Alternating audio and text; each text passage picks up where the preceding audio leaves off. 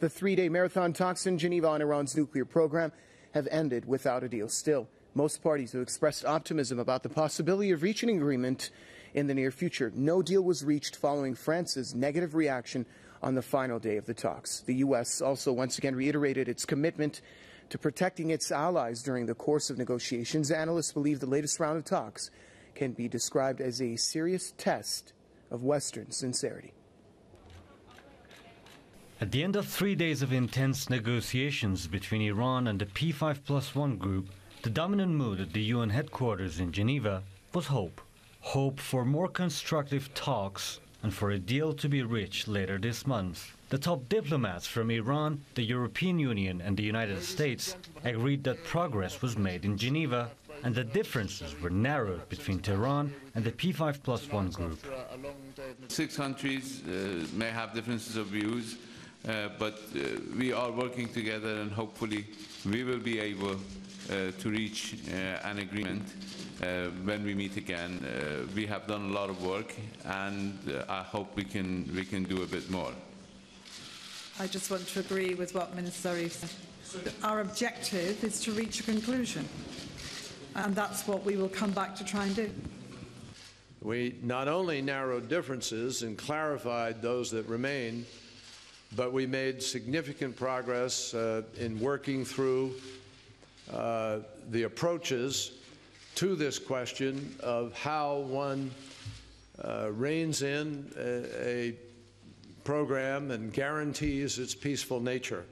Zarif said that he was not at all disappointed that the talks had come to an end without a deal, saying that Iran expects all different members of the P5+1 to have their own views. The result of the latest Geneva talks may come across as surprising because the world had expected a deal to be made as top diplomats from the US, Germany, Russia, France and Britain all gathered in the Swiss city after the breakthrough was made on the first day of the talks.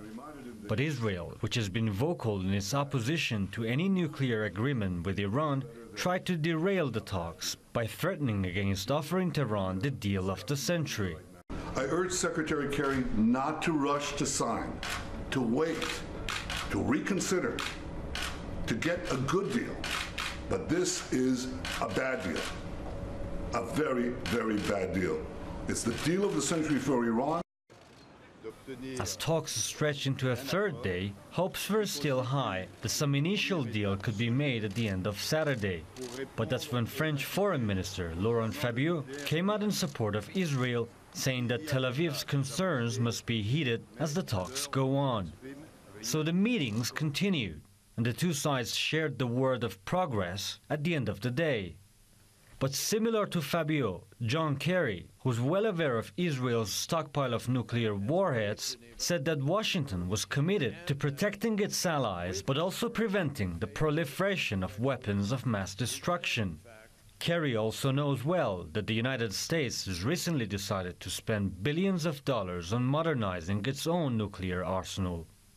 Now, with the next round of talks set for November 20th, analysts believe that the West must prove its sincerity in negotiations and also prove that it's free from the burden of complying with Israel and its illogical aspirations. There'll be a lot of questions geared targeting Paris and Mr. Hollande and the foreign minister as to why they did what they did in sabotaging the golden opportunity to reach an agreement.